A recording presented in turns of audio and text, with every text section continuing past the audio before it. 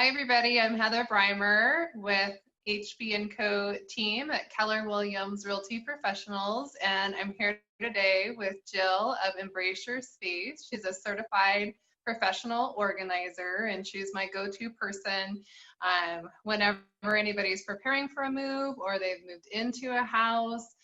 She can also help to stage a home when you're getting ready to sell. She's just been a great resource for our clients. And I know that we have a lot of people working at home and trying to create a home office that's comfortable.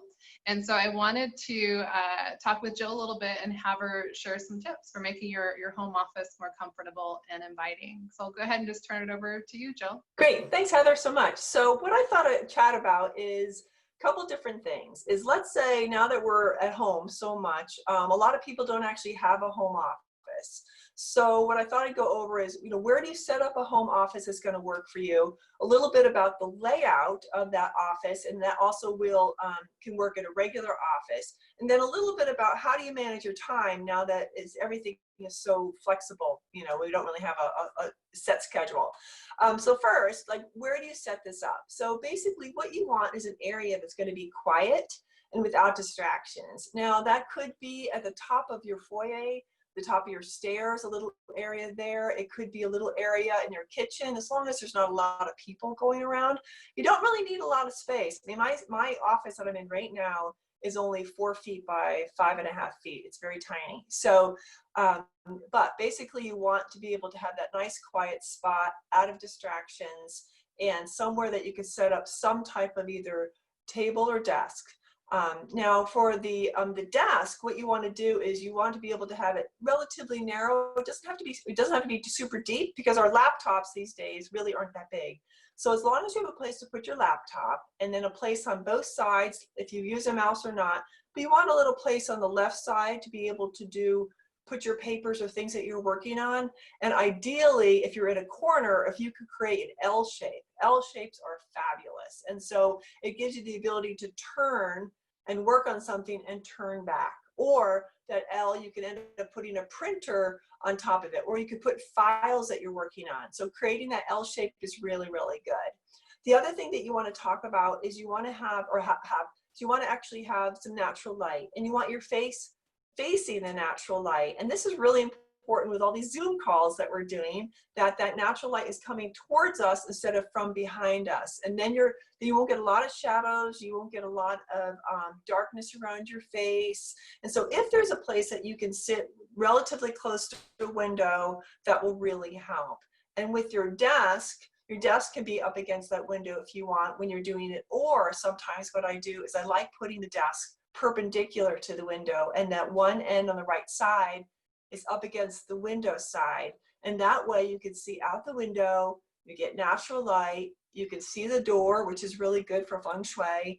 And then you have a nice little area behind you, which is usually a wall. So if you have a wall behind you, you have an opportunity to do either a green screen, which is something you can order on Amazon. And that way you can put your own image on the back of it. Or if it's a plain wall, you can also do that. And in Zoom, there's a setting where you just select one of your photos and you can put it behind you. And if you have a green screen or plain wall, it really, really works. So a little bit about managing your time. So we have all this time. It feels a little bit funny being home. But a couple of things that you can do, I would recommend, is first you want to separate your personal to-do items from your work items. You want to have two different categories, and those you want to separate them, and they can be separated by a list for each one. It could be you could gather papers and separate them, but basically you want to have two different areas for work and personal. Then what you want to do each day is you want to choose 5 things to accomplish. If you can accomplish 5 things in one day, I mean, that is really, really good. So you want to do 5 for personal and 5 for work. And you just create that simple list. If you want to go the next step, you can go ahead and put them in your calendar. You can schedule that item in your calendar, and that will really, really help as well. And then one thing about managing your time, there's something called the Pomodoro technique. And it's kind of interesting because it helps you break like a whole day into smaller sections. And what you do is for 25 minutes, you work on one task focused with no distractions, no phone, no kids, no dogs, 25 minutes. When you're done with 25 minutes, you take a 3 to 5 minute break, okay? At the end of that 5-minute break, you do another 25 minutes. You do that again. And then at the end of that second 25 minutes, you do another 3 to 5 minute break. And when you get to 4 of those, 4 25-minute sections, then you go ahead and you take a little bit longer break from 50 minutes to 30 minutes. That way you're breaking things out and you're making them, making a doable amount of time. And you're making it so that you're able to focus, and focusing in smaller little sections tends to work a little bit better. And then the last thing I wanted to show you is this little cool thing, and it's called a time timer. And what it helps people do is it helps people get a visual sense of time. And I use this a lot with my clients who have ADHD or who struggle with time management. So basically what happens is you turn it and it looks like a pie. And as the minutes tick down, it actually doesn't make any noise, which is nice. The pie will get smaller, smaller, smaller until it ends.